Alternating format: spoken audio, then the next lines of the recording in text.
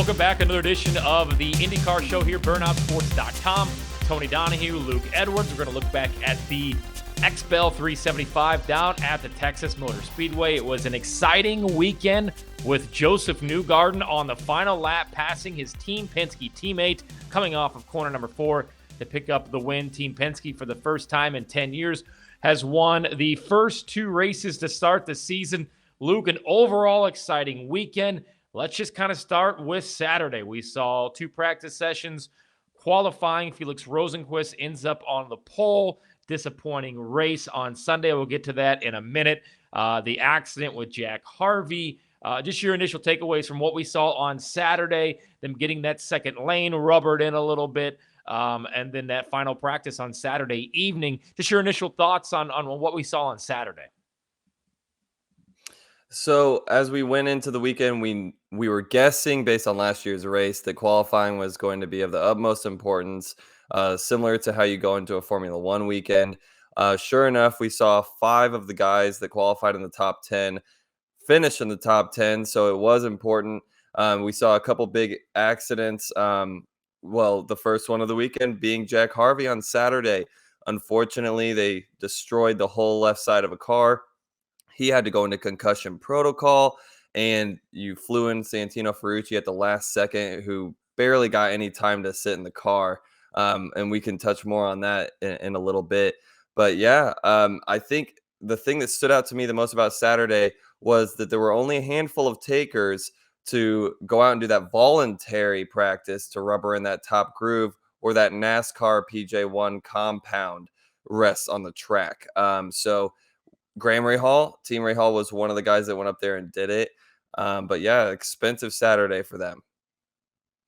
Yeah, so the pole sitter, we had this stat and the graphic on Burnout Sports and all of our social media accounts. Don't forget to follow us as well. The pole sitter at Texas, 0 for 13, now 0 for 14.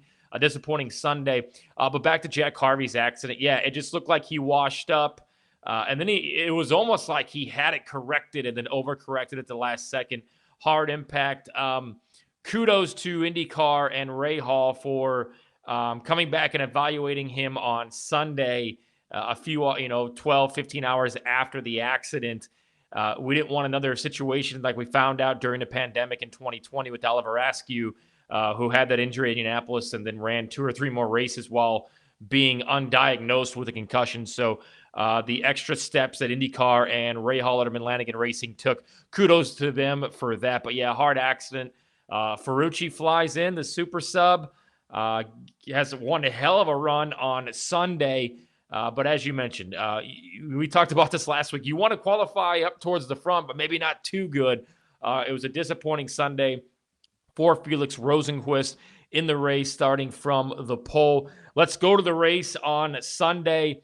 Really, again, for the second straight race, dominated by Scott McLaughlin. Sometimes the lap traffic gets in your way. Things don't fall where you should. And really, this is the first time on an oval that McLaughlin's been leading a race, having a chance to win. Yeah, he finished second last year at Texas, but he was kind of on the prowl there instead of being the hunted like he was on Sunday. But a big win for Josef Newgarden, a guy that you picked to win, and my pick to win the People Ready $500,000 challenge. So I'm all about that. But one hell of a finish again, one hell of a race really overall at Texas Motor Speedway on Sunday. Absolutely. I mean, my picks were either the cream of the crop on Sunday or they were absolute crap. There was no in between. I picked Newgarden to win. He's just one of those guys that's always strong at Texas. He seems to get it. He's already had his big shunt there when he was racing the Fuzzy's Vodka car. I think that was back in 2016 or 17. And since then, he's been kind of no fear there. Dixon, I had him to win. Of course, he charges to a top 5. I can never count him out at Texas. You know, he's right behind Jimmie Johnson and wins his teammate. But then I picked DeFrancesco as my highest finishing rookie. That did not work out. I had Rossi as my dark horse. I think he finished dead last, first car out of the race. And I had Castroneves in the top 3 who had a strong car, but had a little run in with DeFrancesco going into turn 3 there. Well, let's just start off with really the bad luck of Andretti Autosport. Grosjean goes out with the mechanical. Rossi had issues really from the get go, jumping the start, and then it just kind of spiraled out of control from there. Devlin's accident. He was kind of involved in a couple other ones too. He ended Sato's day or Sato's chance a little bit earlier there. Let's start with the incident with Devlin DeFrancesco, Graham Rahal, and Elio Castro Neves. There was a gap there for Devlin. As a veteran driver, you probably know we're not quite to the end of the race where we go for that.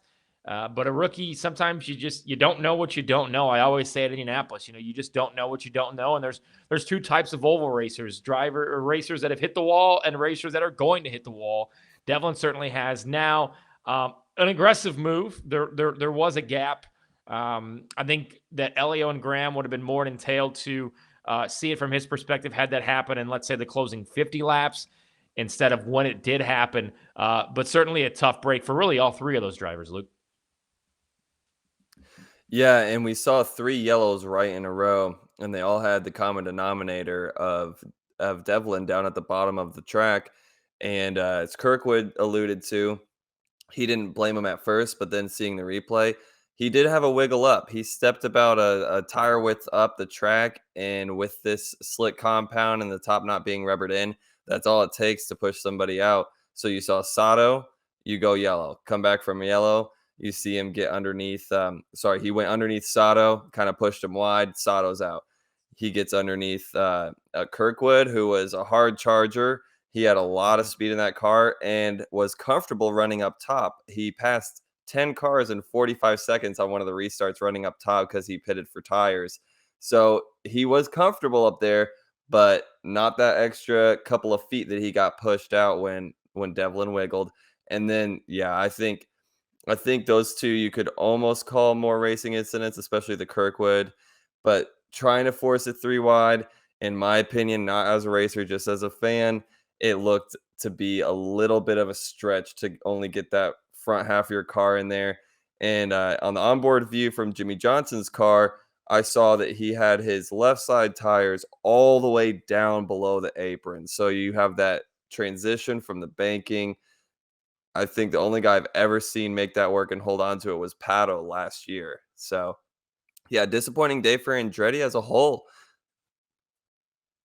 Yeah, I mean Rossi just the shit luck continues for Rossi. There's really no way else to put that. Grosjean, you would like to see if he could put 248 laps together and stay out there. That didn't happen. Colton Herta was fast early and then again faded.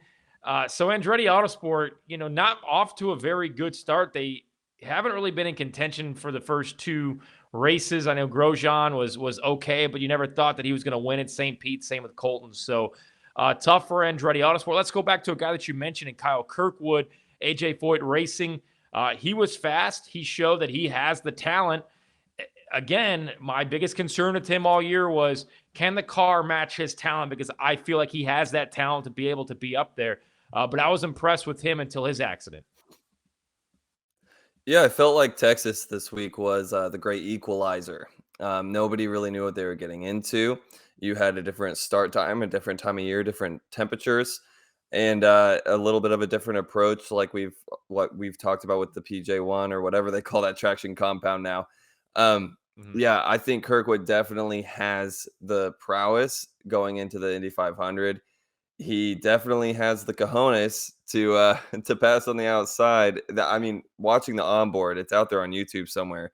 His AIM camera onboard, that was Kanan-esque. I mean, he put an absolute clinic on. Whether he had 20 lap fresher tires or not, that was a clinic. And he went from 20 something. I was trying to see in the replay, but he was like 21st, 22nd, and went all the way up. The last car he passed was for 9th place and got into the top 10 around Josef Newgarden. So just keeping the car underneath you and being smart up top like that, I think shows a lot of responsibility with your driving style. And it tells the other guys around you that, hey, I can race beside you, as we touched on a minute ago. There might be a few drivers out there that left Texas not having as many friends, but I think Kirkwood is getting a lot of respect from the veterans after that weekend. Yeah, and I think this is great for multiple reasons. One, I wrote about this at burnoutsports.com. Really and I know Devlin caused a few accidents, but he was quick. He flirted with the top 10 in both practice sessions. I think he was 11th and 12th, or maybe 10th and 11th. But everybody who made their Texas debut, okay, I know that there's going to be Dr. Correctos out there that say, oh, well, Grosjean ran a Gateway last year. Okay. But I'm talking about there were 6 drivers that made their Texas debut that have never ran the Indianapolis 500. So I think it was very important for these drivers to get out there and have an oval before the Indianapolis 500 for the first time in how long. So I think it really sets us up for a very competitive Indy 500. Usually you don't pick a rookie to win that race, but the Rookie of the Year battle is going to be fierce come Indianapolis 500 time. I mean, it's going to be fierce throughout the season, but again, yeah, was impressed with what Kirkwood is doing. That you said Kanan like, I say Thomas Schechter like, pretty much the same thing. They're back in the late 2000s. We've talked about this, and we really didn't, I don't think, gave Josef Newgarden the credit that he deserves, right? Because it's just like, oh yeah, Josef Newgarden won. It's what he does. The guy's in his prime. The guy is continuing to get it done. And, after a disappointing St. Pete, it was huge for him to pick up this victory. Nobody was surprised that Josef Newgarden won, right? Like, he's probably the number one driver on the number one team, and McLaughlin is right there as well. But let's go back to Team Penske. Will Power right there as well. After kind of not having the best of years, the last 2 or 3, I would say, for Team Penske, boy, they are sure off to a hot start here in 2022. Oh yeah, I think it was after the second or third round of pit stops. All of a sudden, they're 1, 2, 3. That first stint, Mhm. you had McLaughlin in the lead. You pretty much ran 1, 2, 3. McLaughlin, and you had oh, I can't remember. It was Sato in third and Rosenquist in second. So that pretty much didn't change until the first stint. And then Newgarden had some mega, mega pit stop where he went from about 10th place, where he was running that whole first stint, all the way up into second. I don't know what they did. I know he pitted 1 lap earlier than McLaughlin, and then you had a 1, 2, 3 with Penske for a while. You had Will Power all the way up in third, and of course, all 3 Penske cars finished in the top 4. I mean, they're on a roll. It's a lot different than the 2020 and 2021 season. They've won the first 2 races. The guy that won the first race, McLaughlin, last year's Rookie of the Year, finished runner-up in this race and led 186 laps. I mean, dominated this race. How gutting is it to get passed on the last lap? I mean, that just came down to a little bit of lap traffic, and I think Newgarden had that confidence. But you're absolutely right. He came from way back. I think a lot of the first and second stint he was running somewhere around 10th to 12th. Kind of right where all that action was happening, right where all the danger was happening. So yeah, he absolutely drove up to the front, and he had to navigate around those lap cars just like everybody else. And Marty Snyder kind of said it's in the post-race show afterwards, like, all right, Scott, last year you finished second, you were ecstatic. Now this year, a year later, you finished second, and it's disappointing. So that just kind of shows you how, in a year, how he's been able to adapt to IndyCar. I give a lot of these drivers a quote unquote pass that maybe have struggled from 2020 or 2021. This is a little bit different, not as much practice time, time to get your car set up, but now with 2 practice sessions. McLaughlin had a hell of a run. Another hell of a run. Your guy, Jimmie Johnson, was battling there for a top 5 spot, ends up 6th. He said that he got halfway through the race and he was very comfortable. He became one with the race car. A very impressive run, but man, Luke, this kind of sets him up to be one of the favorites, if not already one of the favorites. Certainly, this gives him that confidence that he can run up front on an oval in an IndyCar. Yeah, that whole race, I was watching him and he just ran a smooth, collected event. I mean, I think he had 2 or 3 cars spin out right in front of him, one of them Mm-hmm. being that 3-car Yep. pileup, and Yep. just kept his hands steady. He didn't have the rookie jitters, but he ran back there in what I'd call the shit for the almost the first half of the race. It wasn't really until you got into that second half that he kind of moved up into the top 15. And then about 50 laps to go, he was just off. You could tell he was comfortable. He had the car underneath him. He was steady. Probably didn't hurt that he had been running Texas, twice a year in a NASCAR every year since '02. So he slugged a lot of laps around that place, probably more than anybody else out there on that circuit, easily, maybe even double.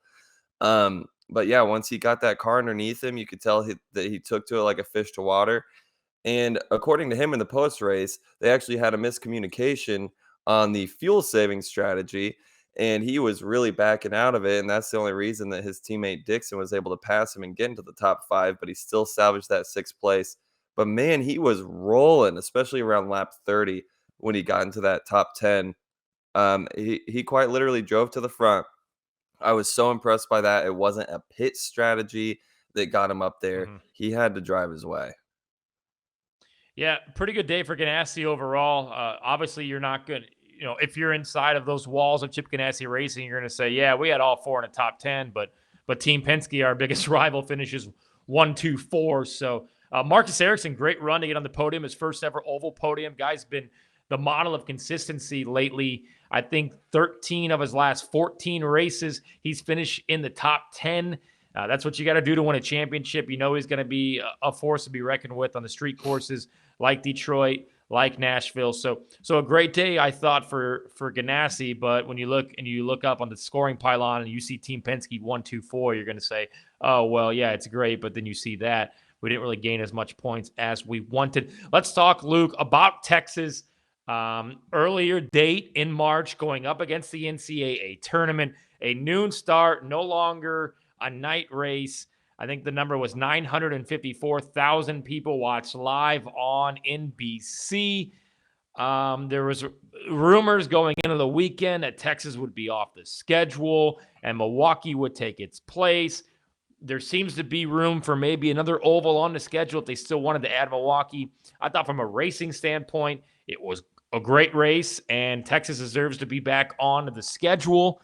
It seems like they kind of got most of the kinks worked out, like you said, from the PJ1 and the racing line and such. I don't think going up against the NCAA tournament was the best of ideas, just like going up against the Masters in 2 weeks for Long Beach isn't the best of ideas. I know IndyCar is going to say things like, well, we can't worry about what other sports are doing, and we can't worry about what the NFL is doing, but it's time that you do, because those are the sporting events that are constantly kicking your ass and taking it away from ratings. We had Formula One in the morning, get a pretty good number. NASCAR was a little bit later in the afternoon. Your overall thoughts on the numbers that we saw coming out of Texas, and maybe some thoughts, suggestions moving forward to make Texas, I guess, for the lack of a better term, more noticeable. Yeah, like you alluded to, there's plenty of room in the schedule from a fan perspective, I think. I'm glad I'm not the one having to make those scheduling decisions and make those deals with the tracks, but I'll put it this way. We went out to Wings, etc., right, to watch the race. First of all, it's a bad sign when you have to ask to have a TV put on the race and then they turn on Formula One.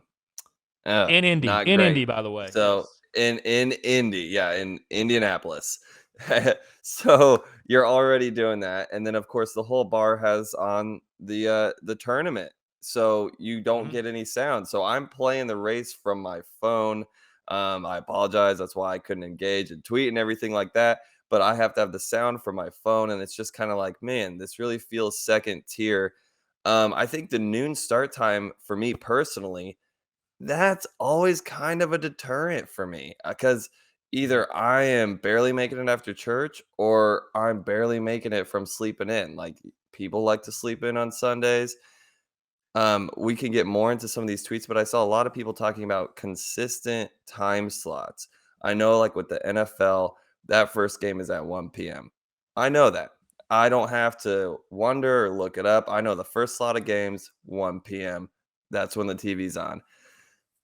So yeah, I think it was just kind of a perfect storm of, you have all the hype surrounding the Formula One race and these new cars. You still have a lot of hype around NASCAR, which yes, it started later, but they have new cars. And then you have the tournament. You're going against all those things. Um, Combined with, a kind of lackluster Texas race the last couple of years, I think that you aim for a night race, but however, the time of year, I think it's pretty great. Plus, it gives these young guys who haven't been on an oval in IndyCar yet one race before they go to the big show at Indy. Well, look, there was nobody in attendance at that race. Basically, I mean, it's a massive stadium for a racetrack, right? So even if you were to have 25 to 30,000 people in there, it's going to look empty. But I don't even think that they sniffed that throughout the entire weekend. I mean, I would be surprised if based on what I saw on TV, that 12,000 people were there, right? So the attendance isn't there, like you said. I mean, you're in the Bible Belt down in Texas. People are, and it's 11:30 local start time. You can't get from church to the racetrack in time, right? So I think they need to look at time slots, and they need to look at what their competition is. And I've said this about Iowa for years. Like, move that thing to a Thursday night in the middle of summer where you got nothing else going on. That week of the All-Star game for Major League Baseball, where there's really no other pro sports. Um, with that being said, look, the attendance was not good at all. Okay. So a Saturday night, I don't mind it being in March, but IndyCar needs to seriously look at what their competition is, because they knew going in that March Madness is this weekend. The Masters is this weekend. Look at these major events, these major, once a year type events, and try your best not to go up against them. And then I'm okay with the condensed schedule. I know the offseason already seems a little bit too long, ending in September, but going up against the NFL is tough. Condense these races. It's so hard or condense the schedule of the amount of time between races. It's so hard to gain momentum when you start with a great event in St. Pete and you got to wait 3 weeks to get to Texas. And then you got to wait 2 more weeks to get to Long Beach. There needs to just be, and if it has to be condensed and they run from March through July, then they run March through July or March through August. But these large gaps don't help. I think the lack of promotion, I read that a lot on some of the tweets that were sent back to me about what NBC can do. But I think it starts with IndyCar needs to look in the mirror and say, okay, we aren't the NFL. We're not NASCAR. We're not college basketball. We're not these main tier sports that people are tuning into no matter what. We, unfortunately, are a B tier American sport that gets constantly beaten by NASCAR and Formula One. Okay, so where are we? And you need to be real with yourself. And I don't want to quote Mark Miles on this, but I thought he said a few years ago, well, we can't really worry about the NFL and what's going on. Well, I think there was one weekend they threw an IndyCar race. Yeah, it was in October in 2020. I know that's a different story with COVID, but it went up against a home Colts game, and that's so damn tough to do because everybody in this town watches the NFL. They certainly watch the Colts. So you really need to look at, if you're IndyCar, we can't be going up against March Madness. We can't be going up the back nine of the Masters on Sunday, which is right about the time the green flag will fly on the streets of Long Beach. A lot of that has to do with NBC, and I know that they're probably handcuffed to what NBC wants to do, and being on that live local NBC channel, not an NBC Sports, not a USA, not a Peacock. Luke, your thoughts too on this that was mentioned a lot too. People don't like to pay any kind of extra money for anything, right? That's just the world we live in. I get it. Gas prices are through the roof. People were bitching that they don't want to pay the extra $5 to see practice and qualifying when Formula One, you can watch free practice and qualifying on ESPN or ESPN app. Same with NASCAR, Fox Sports 1 or Fox Sports 2 or NBC Sports carries all the practices. Your thoughts on having to watch practice and qualifying behind a payroll and that kind of deterring people away too? I'd say, yeah, not only the paywall, but it's also a convenience factor. I mean, we live in a world of convenience. I have everything at my fingertips that I want except for IndyCar. I have to either download a separate app if I want it on my phone. All these people that have streaming apps on their phone. Usually Peacock isn't one of them unless you are really obsessed with The Office, which fair enough. But it's it's just, it breaks it up too much. Like if I want to watch any other sport, I know that I can plop down on my living room couch. I can turn on live TV, which is the only time I ever watch anything on actual television anymore is for sports. And it's going to be the same channel. It's your go-tos. You have your Fox Sports, you have your, FS1, NBC, CBS for the NFL, and NBC for basketball. It has an ease of access to it. I don't want to have to wonder where the pre-race is, wonder where the qualifying is. People are busy. You've got to give them the benefit of the doubt. And paywalls are just an agitating thing. I get in these discussions all the time as a content person for the IMS Museum, and we've had these discussions come up. Do we put stuff behind a paywall? And my answer is always no. Free is always better to get more eyeballs, create more fans. I'd agree with this. IndyCar is just one of those sports where, like you said, right now it's kind of that B-roll. Unfortunately, it shouldn't be because the product is there. It's just the presentation. Yeah, we got to find our nice little slot right in between where maybe a basketball game's over, a major event is over, not trying to compete with NASCAR, not trying to compete with the NFL. Do a Friday night, do a Saturday night if you have to. Move it around during the year if you need to. But that for me was a huge inconvenience. I can't tell you how many times as an IndyCar fan, I see something on the schedule on Instagram or on Twitter, and yeah, I got to go onto a different app. I'm probably just going to do something else. Yeah, and I saw a lot of people saying they just simply didn't know when the race was, and then when they turned it on, it was different time than what they saw. So it is growing. And I know a lot of people say, oh, there are a lot of people out there that say, oh, well, it's just all about the 500 and nobody really cares about the other races except for the hardcore fan base, which there might be some truth to that. But I think it is a growing sport. And this is like a crazy idea. It's probably going to cost you an arm and a leg.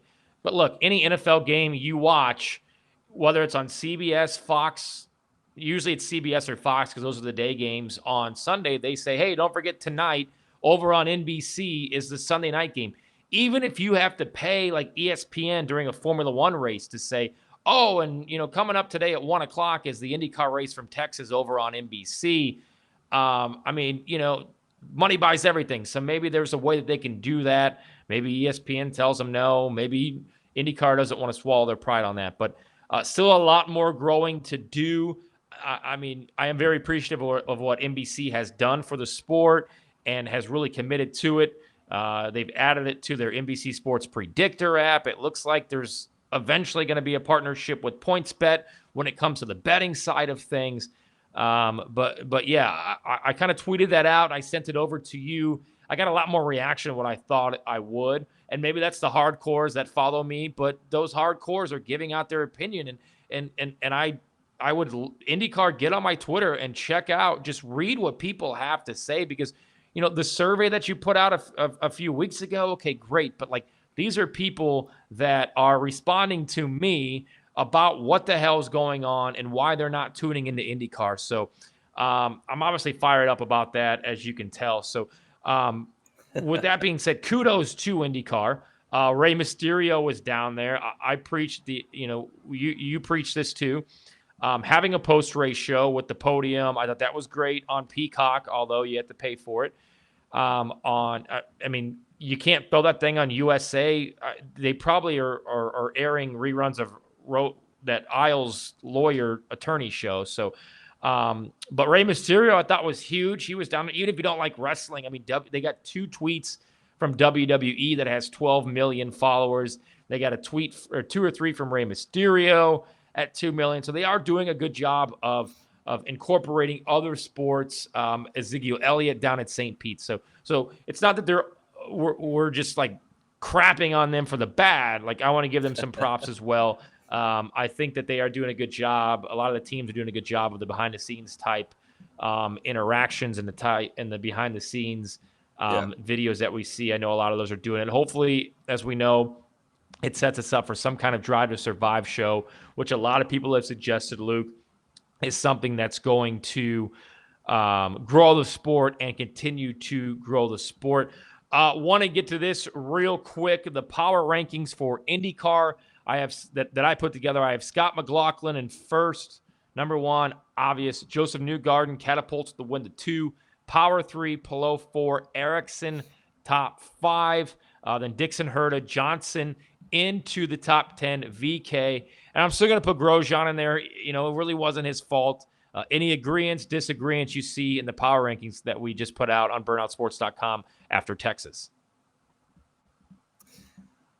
Well, Johnson is lofty. I like him up there in 8th. We'll have to see how he does come the street circuit and the very tough Alabama road course with all those elevation changes. But I think you're right on with McLaughlin. He is the series points leader. He has a number 1 finish, number 2 finish. Yeah. I didn't go out on the limb on that, Yeah. I mean, Penske 1, 2, 3, though. Look at that. And then you have Ganassi 4, 5, 6. I would agree. I think the perfect spot for Herta is right there in 7th. That's kind of where Andretti is. They're putting, it looks like, the most effort into the Herta cars, or Herta's just that level above. But I like VK there in 9th too. I think we're going to see him move up. I just spoke with him yesterday. He stopped by the museum. We did a little thing for some TV show. But he was telling me about how his race went, and that 10th place didn't really reflect. They just kind of missed on the strategy on the tires a little bit, had some fall off. But he got very comfortable running up top, and we saw him get up into 2nd place there for a while at Texas too. So I think VK is a really well-rounded driver. He ran well at Indy. He obviously won the Indy GP. So he's got a couple strong races coming up. I'd look for him to maybe push his way into your top 5. Yeah. And last year he was off to a hell of a start too. I think he finished in top 10 in 7 of the first 8 races before that injury. I'm going to tweet over to Renus the scene from Days of Thunder where Harry Hogg and Cole Trickle go to the test track and he says, his way, my way. And I was 3 seconds faster because the tires didn't burn off. So, because it was the same situation with St. Pete. He led laps. They were saving fuel. Tires kind of wore off on him. But yeah, Renus VK, one hell of a talent. And these power rankings, if you didn't get to see them all, head to burnoutsports.com to check them out. It's hard to put it together because you're really going off the first 2 races and a little bit of momentum from last year. All right, before we wrap up here, DraftKings was the first to put together the latest odds, for the upcoming Indianapolis 500. Scott Dixon is your odds-on favorite at 6-1. The Newgarden, McLaughlin, Herta, and Pato O'Ward, followed by Power, Palou, Castro, Neves, and Rossi. Some other notables: Graham and Simon, 20-1. Renus VK, 22-1.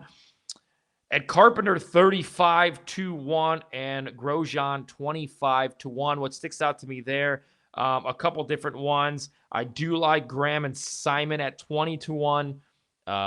Ed is always fast. He is usually around if he doesn't get caught up in somebody else's mistake.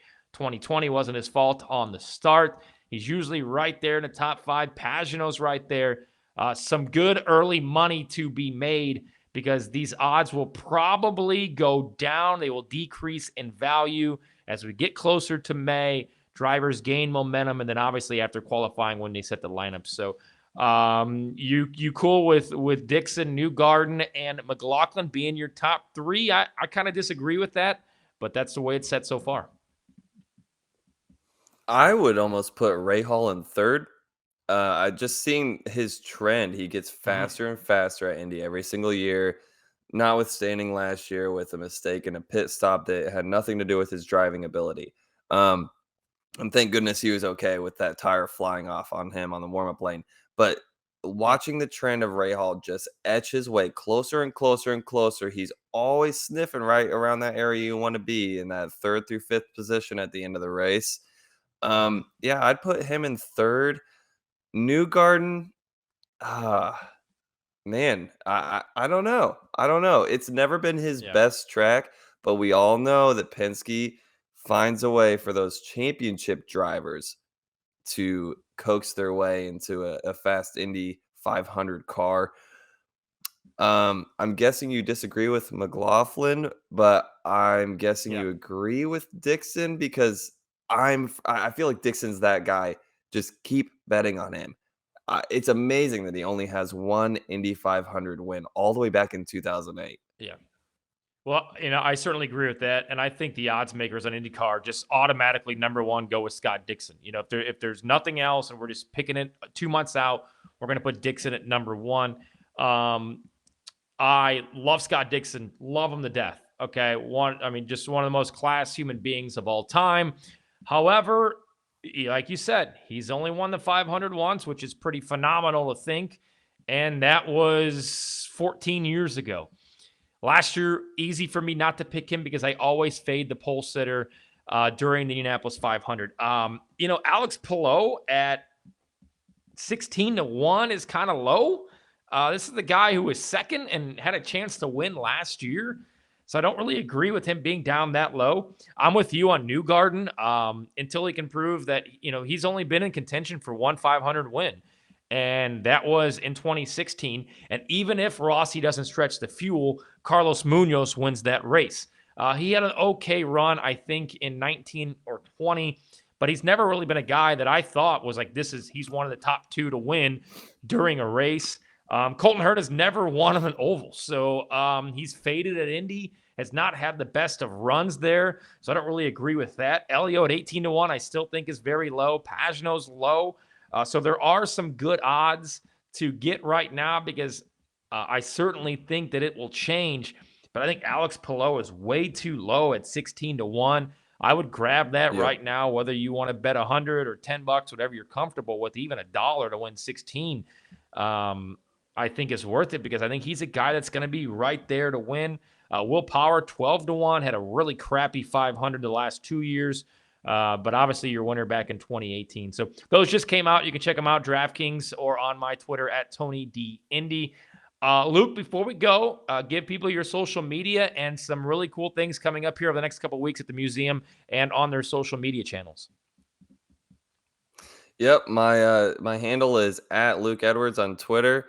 And real quick note, one common thing I've seen on Twitter, I know it sounded like we were shitting all over IndyCar, but one common thread I see is everyone just is saying more, more, more. Give us more IndyCar, and I feel the same way. So anyway, at Luke Edwards, and we'll be getting ready for this next Long Beach Grand Prix. I'm super excited. I think we're going to see Will Power maybe bump up in the points a little bit. He's always strong on street courses and elbows out courses. Obviously, Colton Herta is really good out there too. So yeah, super stoked. Burnoutsports.com, the IndyCar show. Check out the website. We've got the power rankings up, as we just mentioned, as well as the oval newcomers to Texas having pretty impressive weekends. I'm going to break down these odds tomorrow on burnoutsports.com, so look for that article. Maybe some drivers that you can get now that have a lot of value as we are towards the end of March. Thanks, as always, to Jared Sparkman and Luke Edwards for joining me here on the IndyCar Show. Don't forget to like and follow us on all of our social media channels and subscribe to us on YouTube as well. We will see you again coming up next week. Thanks for listening to the IndyCar Show.